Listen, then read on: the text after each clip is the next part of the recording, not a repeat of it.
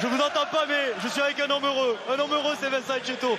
Vincent, Martin Bustos Moyano, qui vous amène en top 14, lui qui s'arrêtera comme vous avec l'aviron bayonnais. Racontez-nous, vous, qu'est-ce qu'il y a dans la tête à ce moment-là? C'est génial, je suis allé derrière les poteaux, comme on fait à l'entraînement, pour donner la trajectoire. Je voulais qu'il me la mette dans les bras. C'est fantastique. Regardez ça, c'était beau. Voilà, il va falloir qu'il assume le top 14, mais moi je garderai ça en loge sûrement. Non, mais c'est génial, il y a une équipe qui s'est envoyée, c'était pas évident. On n'a peut-être pas fait le meilleur match de l'année, mais waouh. Puis cette ville, elle est faite pour le rugby et c'est le Pays Basque qui est fait pour le rugby, mais c'est bien.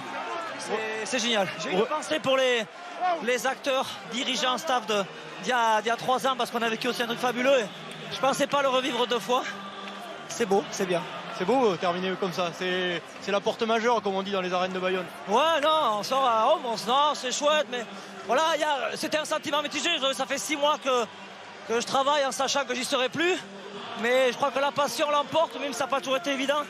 Et puis moi j'aime être avec les joueurs, auprès des joueurs, et là ils me le rendent bien, ils nous le rendent bien, mais j'en prends un peu pour moi. Allez-y Vincent. Oui, on va enchaîner avec Guillaume Rouette.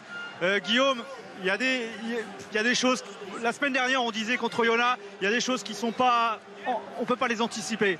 Vous avez fait un match de fou contre Oyonnax, et là, à la dernière seconde, vous avez pensé à quoi au moment où Martin a tenté son coup de pied? Non, mais ouais, si la météo était champion, voilà, on savait que Martin il n'allait pas trembler. Il a été énorme encore aujourd'hui, et voilà, c'est à l'image de la saison. On lâche rien jusqu'au bout, et voilà, on gagne à la 80e, et ça symbolise bien notre saison. Et cette ambiance, parce que aujourd'hui il y avait aussi ça, vous étiez quasiment chez vous. C'est énorme, c'est énorme. Je remercie tout le monde, c'était fabuleux, franchement, c'est fabuleux. Bah, bravo.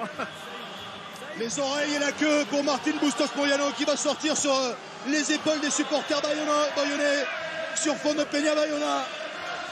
Quel moment exceptionnel pour l'Argentin. Et quelle finale exceptionnelle, même si ce n'est pas le plus beau match de rugby de cette Pro D2, ça a été une grosse finale avec une pensée aussi à ces brévistes qui ont fait une saison exceptionnelle, qui ont fini premier du classement. Tous les acteurs, tous les clubs de cette Pro D2 nous ont offert une très belle saison. Les Bayonnais ont réussi à la concrétiser magnifiquement par du cœur, par de l'espoir, par du jeu, et bravo à tous les acteurs. Avec Manu Sobus. Manu, il y a eu cette discussion à la fin avec Martin Bustos Moyano, savoir qui allait prendre le coup de pied. On se souvient qu'en 2015 avec Mont-de-Marsan vous aviez raté à la 79e. Qu'est-ce qui s'est passé à ce moment-là? Non, après ça paraissait évident. Martin il a mis tous les coups de pied avant. C'est un des plus grands buteurs qu'on ait dans le championnat français.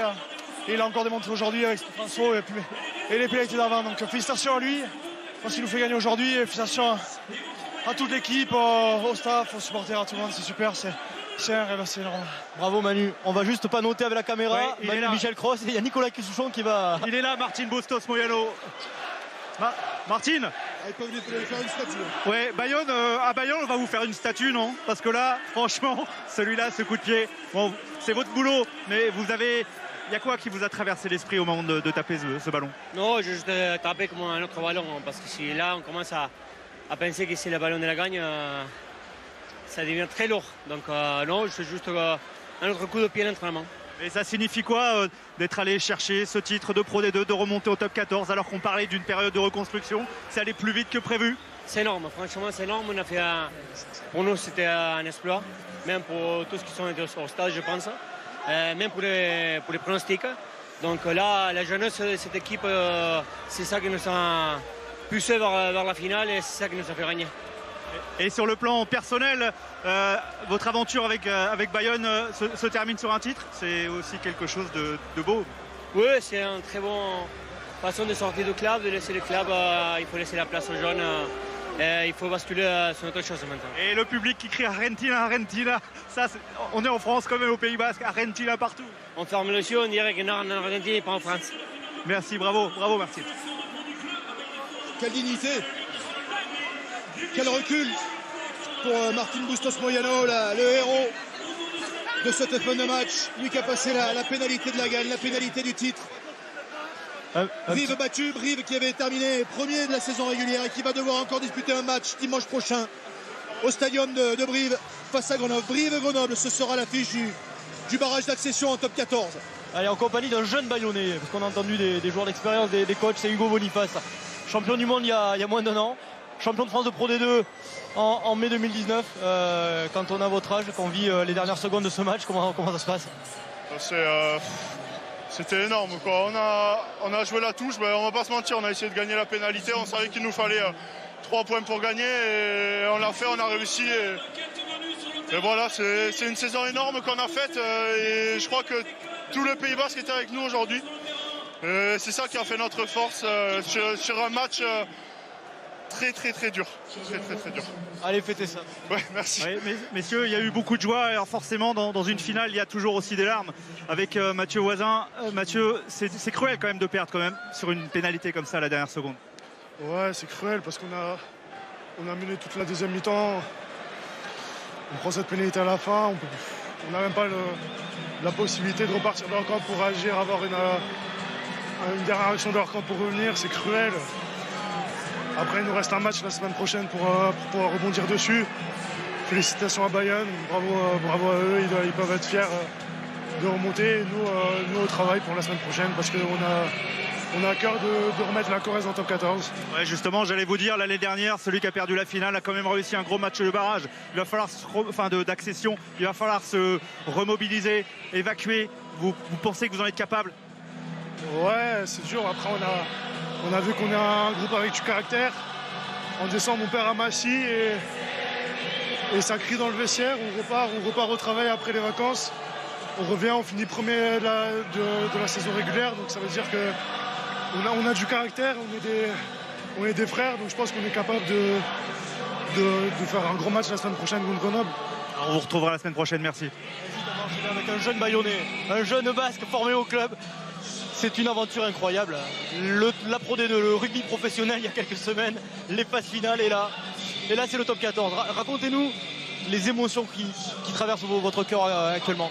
Là on est en plein rêve. Jamais personne ne nous voyait ici au début de la saison. Et là on y est, les supporters en répondant du présent. On vit un moment fantastique. Honnêtement c'est un rêve. J'ai pas les mots. C'est le 7e jour des fêtes ce soir. Là, on va partir sur une bonne semaine de fête, ouais, je pense. Profitez-en. Merci. Ouais, on a vu un Mathieu Voisin au bord des larmes. Brive va devoir se remobiliser effectivement pour aller chercher une place à top 14 la saison prochaine. Mais Philippe, vous l'aurez compris, le Pays Basque est de retour en top 14. Oui, on va enchaîner justement le Pays Basque avec Abdelatif Boutati, le drapeau basque sur les épaules. On sait que pour vous, c'est compliqué pendant le Ramadan de disputer des matchs comme ça. Mais ça ne se voit pas. Comment vous faites pour trouver cette énergie pour aujourd'hui chercher un titre de champion de Pro D2? Écoutez, moi, c'est juste énorme. Après ce qui me concerne, moi, c'est dans la tête. Je me dis, voilà, il y a pas mal de gens qui, déjà le Ramadan, on le fait pour sentir ce qu'ils sentent les nécessiteux et tout ça. Donc moi, c'est dans la tête. Je me dis, il y en a qui meurent de faim, de soif. Nous, on a tout à côté. On a un bonheur, donc je ne pense même pas. Donc, Vous êtes le grand frère, le papa de pas mal de joueurs. Il y a pas mal de jeunes dans cette équipe de Bayonne. Vous leur apportez quoi? Ouais, c'est une équipe jeune, soif de victoire. Ils l'ont fait. Voilà. Après, il faut les entourer. Il faut être dans la continuité. Mais je pense qu'ils ont beaucoup d'avenir. Il y a beaucoup d'espoir et je pense que l'Aviron a beaucoup d'avenir avec ces jeunes. Merci beaucoup, Abdel. Le Pays Basque est de retour en top 14 à l'issue d'une finale incroyable.